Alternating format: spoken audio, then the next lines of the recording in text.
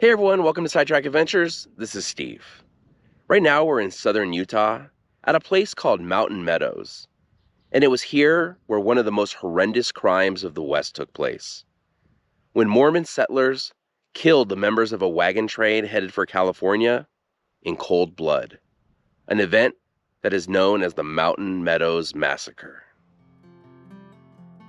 We are about 35 miles southwest of Cedar City right now, or about 50 miles by road. On September 11, 1857, Cedar City was the southernmost Mormon settlement in Utah. There are 4 different memorials in the Mountain Meadows area, and we're starting out at the Overlook Memorial. I did a video on the massacre at Dragoon Springs a while back, and a few people commented that because only a couple people died, it was hardly a massacre. I was like, hey, I don't name these things, okay?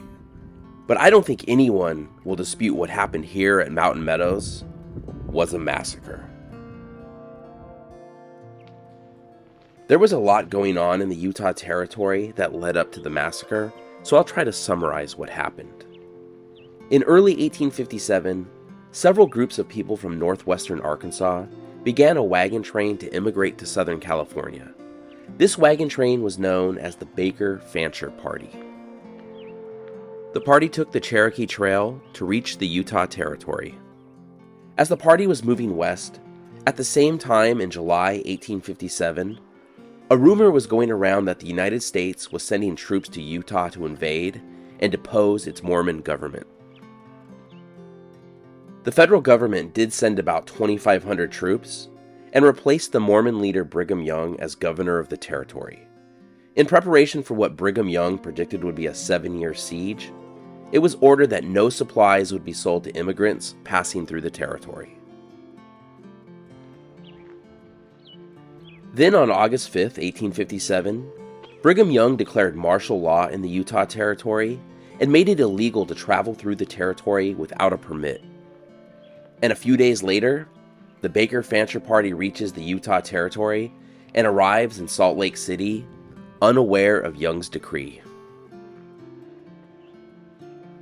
The wagon train was denied supplies in Salt Lake City, so they began their way south along the Mormon Road, and in early September they arrived here at Mountain Meadows, where there was water and good grazing land for their livestock.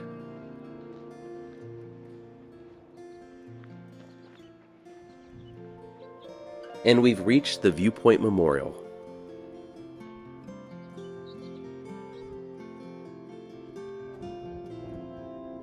The meadows below us probably seemed so peaceful to that wagon train coming through here in September 1857.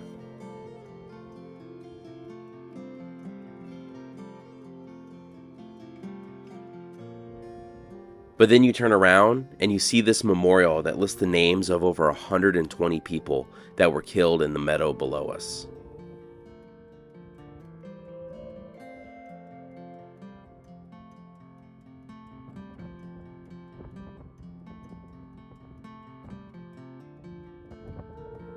This says 35 of the people killed were children 17 and younger.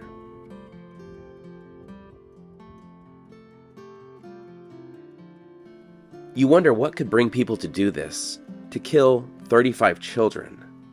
But there was a lot of hysteria in Cedar City about the wagon train, and rumors started to spread, such as claims that members of the wagon train poisoned a creek, or that some of them even participated in the killing of Joseph Smith, the founder of the Mormon Church.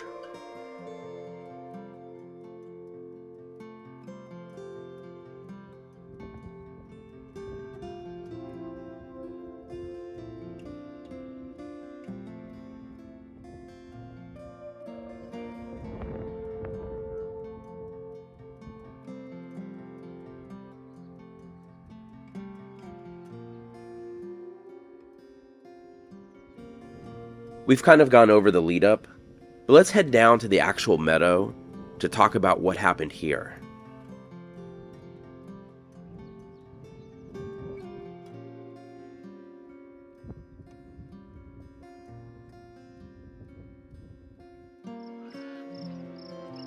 There is still a lot of debate on who actually ordered the attack and what the plan was, Some believe the plan was to get local natives to attack the wagon train, but regardless of what the plan was, on September 7, 1857, a Mormon militia disguised as Native Americans led by John D. Lee and local Paiute Indians attacked the wagon train.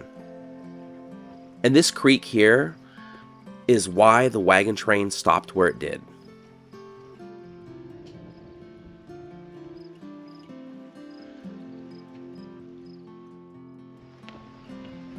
And here's the gravesite memorial. We'll check that out in a minute. Let's walk around the meadow first.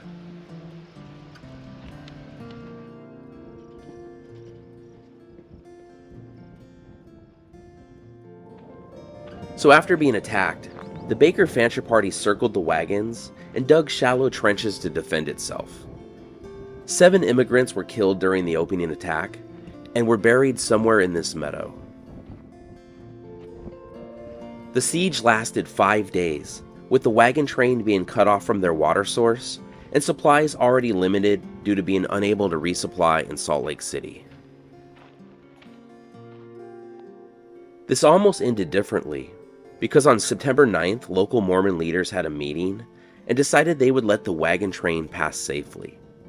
However, after the meeting, it was said that the immigrants were probably aware that Mormons were involved in the siege, not only natives, so the plan changed and a massacre was authorized. Here's a small monument on the opposite side of the meadow from the main grave site. This is for the members of the immigrant party that were killed in the initial siege and are buried somewhere in the meadow itself.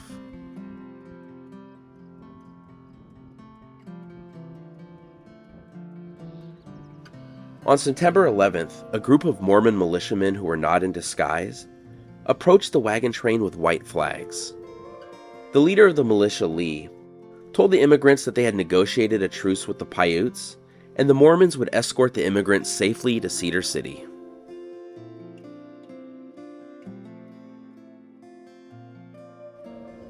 We're getting ahead of the story here, but John D. Lee, who's probably best known now for Lee's Ferry on the Colorado River, which is named for him, was the only participant in the massacre who was charged with murder and convicted for his involvement. He was brought back here in 1879, and somewhere near where we're standing was executed by firing squad.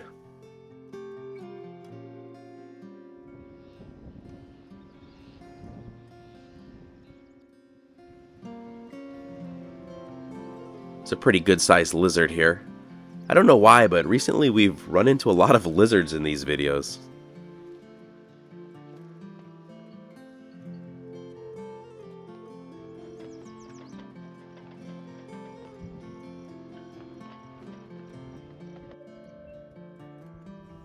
We're back at the memorial, and of course the immigrants weren't actually escorted to safety, because if they were, there wouldn't be at least 120 people buried here.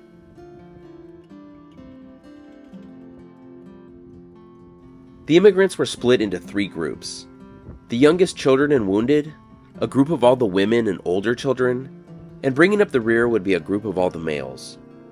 After marching about a mile and a half, one of the Mormon leaders gave the order, "Do your duty." The militiamen then turned on the unarmed immigrants they were escorting and killed all of the men, women, older children, and wounded.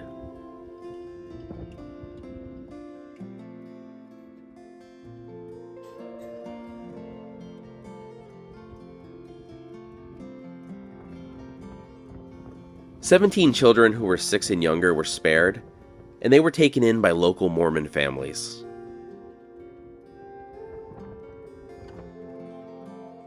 Of course, initially Native Americans were blamed for the attack. The federal government was unable to begin investigating till 1859, when the army arrived at the meadow and found what they called a sight that can never be forgotten.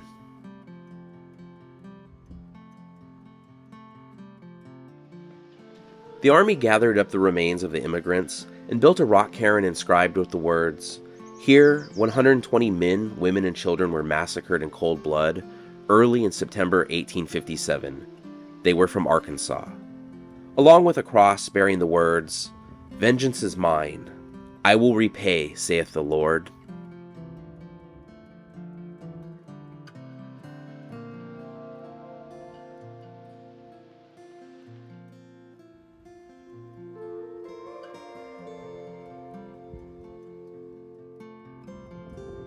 Occasionally more remains will be found out here. When this memorial was being rebuilt in 1999, some remains were found, and in 2017, a skull was found.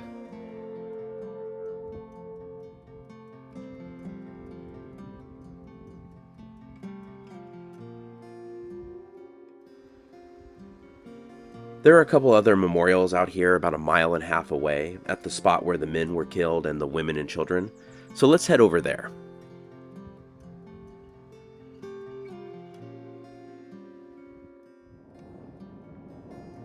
Here's the men's memorial. This one is right off the highway.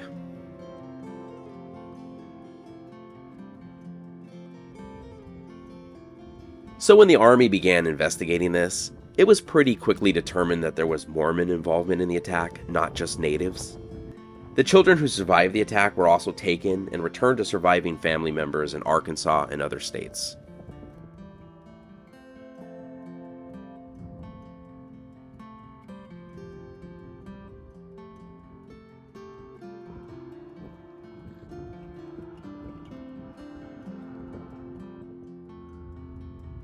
The women and children's memorial is down this path, and we should be able to make out some of the old wagon road down here as well. With the American Civil War starting in 1861, the investigation into the massacre was put on hold, but in 1871, thanks to an affidavit of one of the militia members who had left the Mormon church, it was reopened. In 1874, Lee was arrested, and his first trial went to a hung jury, but he was convicted at his second trial and sentenced to death. Lee was able to choose his method of execution, and he chose the firing squad. In his final statement before being executed, Lee claimed he was being made a scapegoat for the others involved.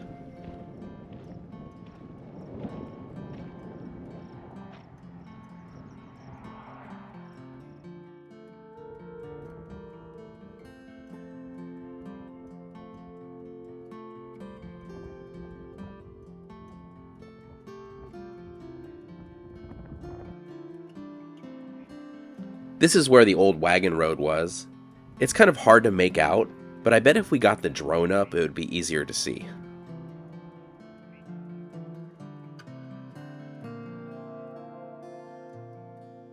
Yeah, it's definitely a lot easier to make out the old wagon road now. This is the same road that the Baker-Fancher party traveled in September 1857, with no idea that the road was going to end for them less than 2 miles from here.